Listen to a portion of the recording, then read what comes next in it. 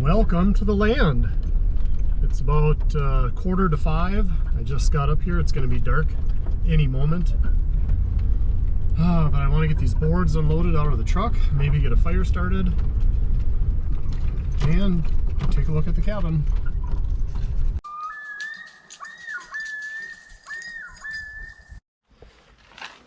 I always hold my breath when I come in here.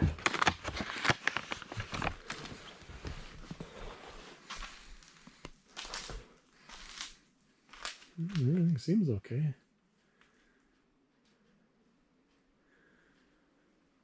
So one thing I was going to check when I was up this time is I was a little bit worried about the ceiling. It almost looked like there was some moisture up between the insulation and the vapor barrier. So I am going to probably take some of that down and just to see what it is exactly. So I'm not excited about that, but anyway, we're going to get a few things unloaded and we're going to go from there.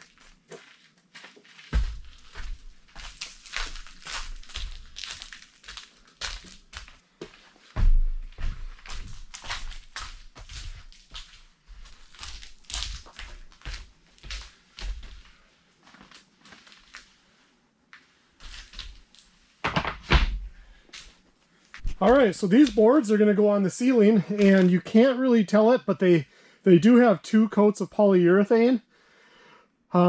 They say to do that just because fingerprints and dust and things like that will show up eventually. As you can see, it is just below freezing in here. I'm going to get the door shut, and we're going to see if it warms up in here at all. All right. Took a little bit, but we got her going. Well, I'm glad you guys decided to come up to the cabin with me. I'm only going to be up here for one night, and I only came up for the reason of I wanted to drop those ceiling boards off. I had planned to get the wood stove installed yesterday, and that's when I had scheduled people to come up and do that with me. Unfortunately, a part for the chimney did not come in, so they couldn't complete the job, and so it's been waylaid 2 more weeks. So towards the end of December, just before Christmas, I am expecting the wood stove to go in, and I'm really excited for that. That is just going to be a game changer. I'm going to be able to use the cabin all winter long. It's going to be really nice to be able to come up here and go ice fishing, or just be up here and get some work done on the interior.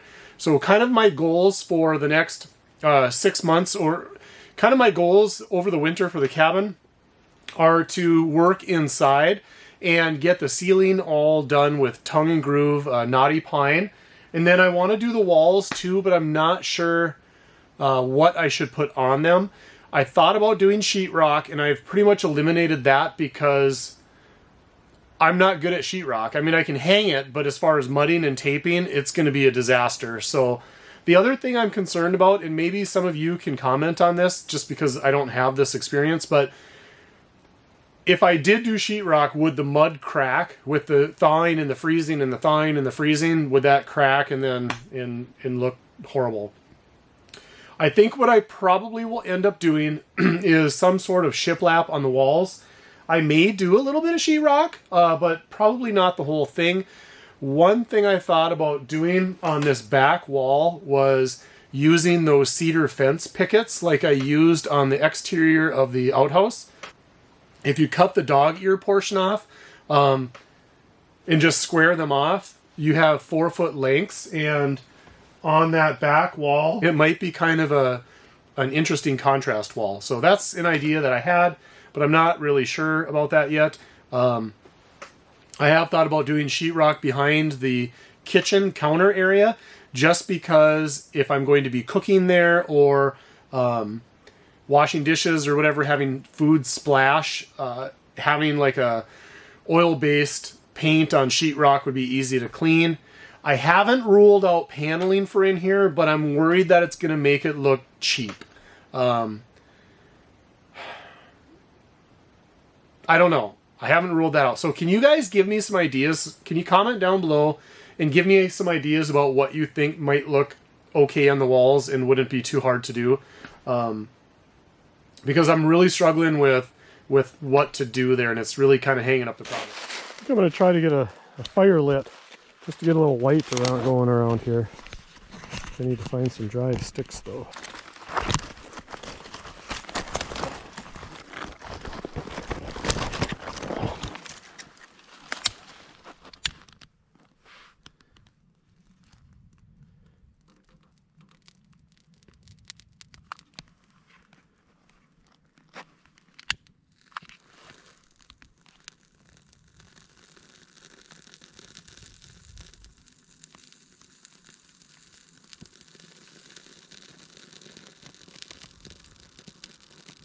All right, we're gonna let that go a little bit.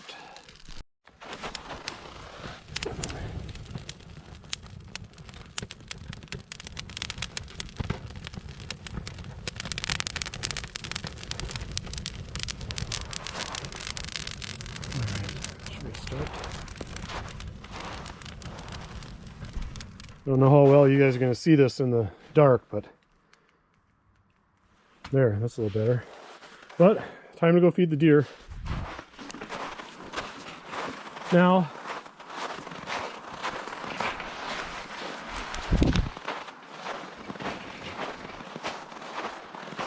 it seems like it should be about 9 o'clock at night, and here it's just a little after 5, and it is pitch black.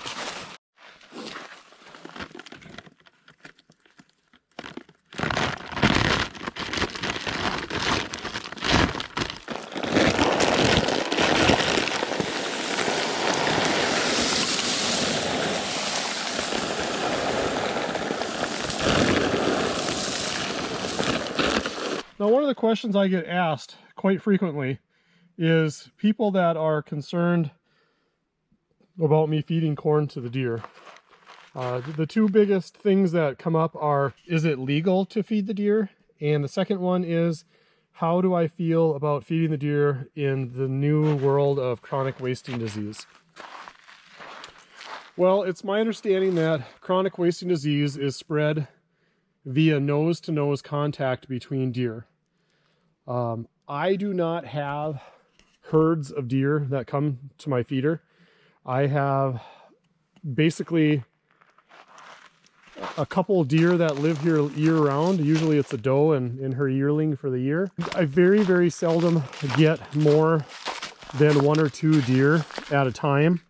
And so I just really don't have that sort of numbers of deer. Is that even working? It doesn't seem like it's working. Probably have to change the batteries out on that. Oh, no, it is working. All right, let's go check the other one. Okay, so I don't have the volume of deer to have that contact between many deer. The second thing is, there are no known, or at least no documented cases of chronic wasting in my area where my cabin is. When it does get into my area, then yes, I will probably have to stop feeding the deer at that point. As of right now, where my cabin is, it is still legal to feed the deer, and I don't see it as an issue at this point, but I do think that in the future I probably will have to stop at some point.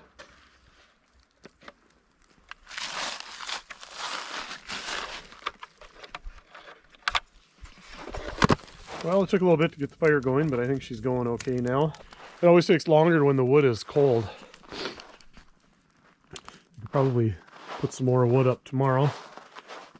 Although I'm not going to have a lot of time up here, but I wish I did, to be honest. There's a lot of things I'd like to do up here. All right, well, dinner is going to be pretty rustic tonight. I have some leftover shake and bake pork chops. And I'm just going to try to nestle them over the fire without burning the logs.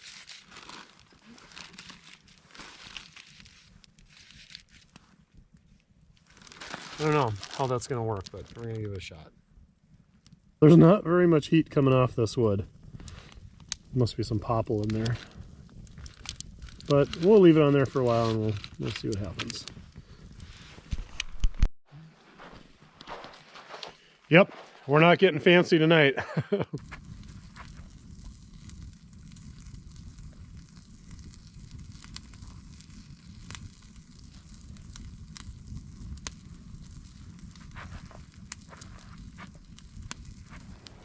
As you can see, I've had that heater going in here, and it's about 62 degrees at head height, so about 6 feet. And it's about 50 degrees at table level, so it's probably about 30 degrees on the floor. All right, well, I'm going to go outside and take some pictures, and I will catch you guys in a little bit.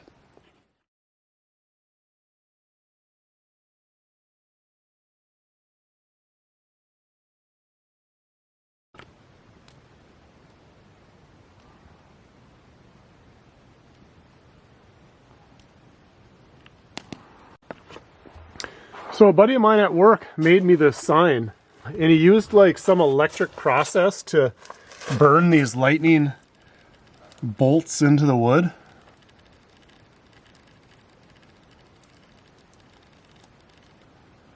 So the coolest thing is it is glow in the dark. Let me turn my headlamp off here. Look at that. Isn't that cool? Oof. Just came outside from the fire. I was going to come in here and look at the game cam cards, and I think we know if the heater will heat the shack or not. I think I'm going to go grab the computer and we'll work in here a little bit.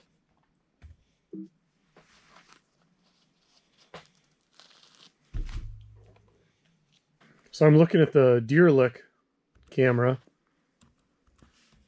and there's my local doe and my yearling that have been hanging out all summer. That yearling grew up on the land, and there's a little spike buck there. You see the little antlers there. And of course the timestamps on these cameras are completely... Look at that, there's an owl. See that? So I have no idea what the timestamps truly are. I should probably set those, but mostly it's just my local doe and the yearling.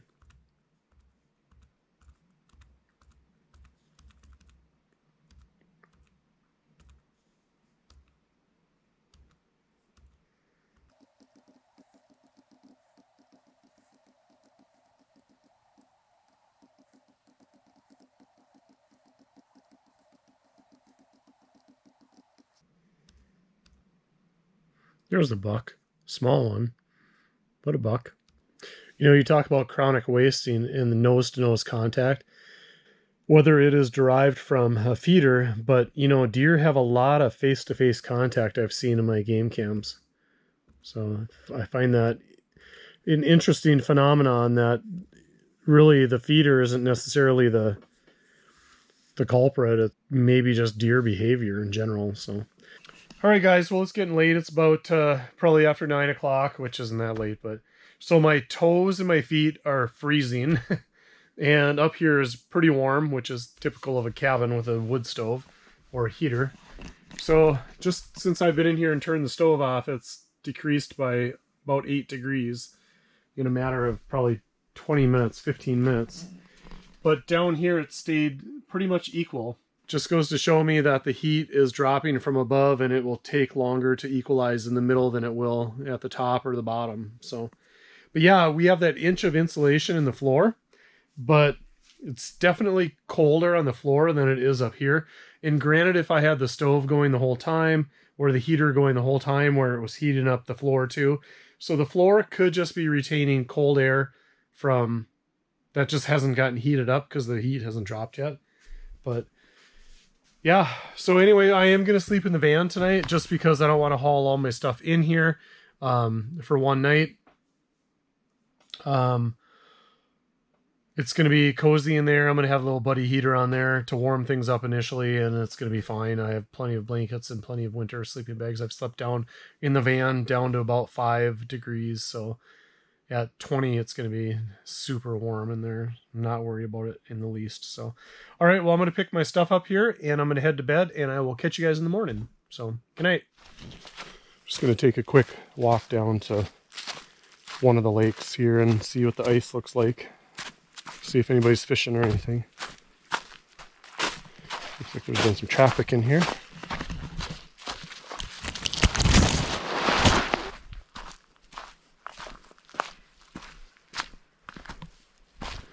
I can hear somebody out on the lake.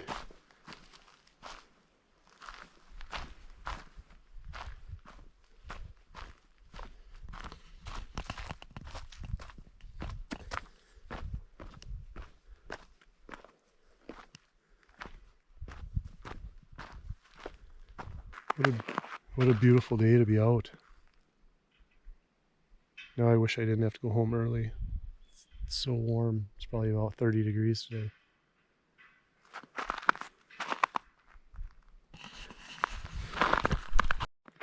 So I was using one of my phone apps, and it shows me that the Milky Way is going to come up and arc across the sky just like that. So what a perfect frame, right? Between these trees. So next time I come up, maybe we'll have clear sky and I can do some night photography with the island in it and stuff. That would be cool, eh? Never been, I've kayaked around this island, but I've never been to it. Hopefully the ice is strong.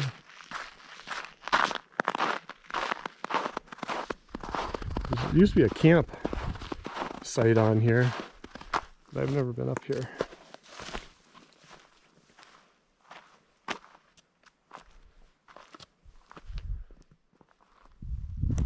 It would be kind of fun to camp out here one night. Maybe I'll do that this summer. So, one of my winter fishing videos, I was fishing kind of right out here, about halfway between this island and the land, and I'll link that up above. Oh, look at all the rose hips.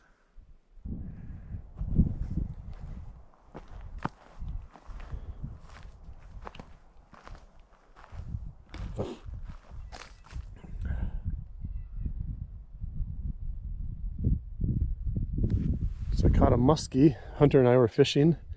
I caught a muskie in my kayak right out here. Maybe I'll link that video too. It's so quiet today. Fog's rolling in. What a beautiful day to be out. Next time I come up, we'll probably have a lot of snow.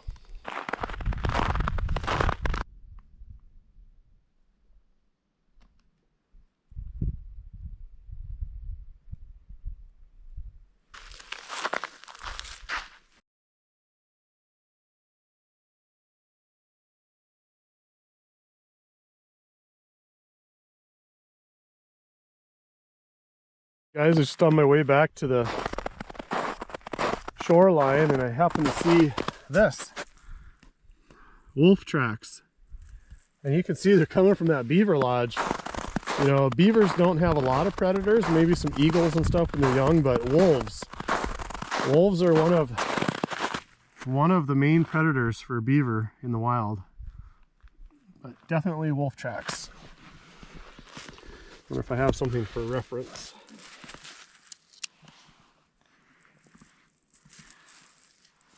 So that knife is about 4 inches probably. So it's pretty good size. Pretty good size track.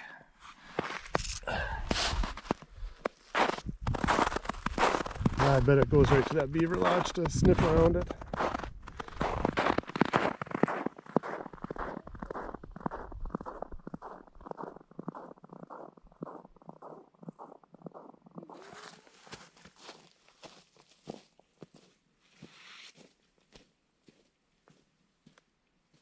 Look at this burl on this tree. Kind of reminds me of an animal's face. Like, here's the nose, here's the mouth, here's the nose, here's the mouth, here's the eye. It's like a lion. Or a dog of some sort. Should paint like a little black nose on it.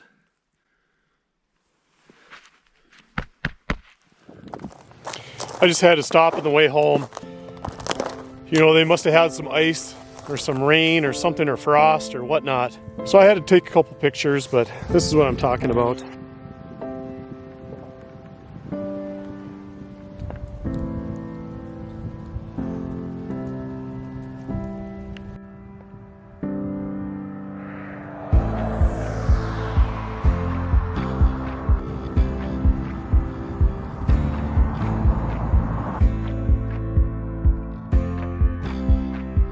You know, I think you just have to like take moments in your life just to see the beauty of the simple things, you know? You know, we only get one go around in this life. If you don't take the time to appreciate it, you lose out on some of the most simple pleasures. All right, we better get on the road.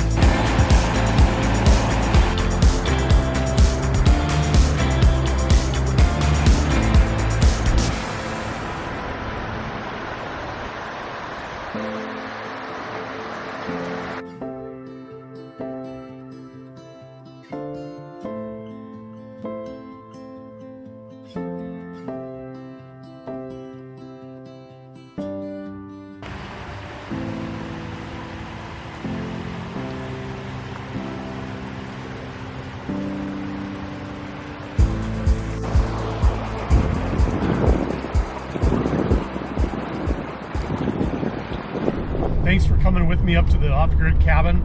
Next time I go up, the wood stove should be in finally. We're gonna address the issue in the ceiling about possible mold.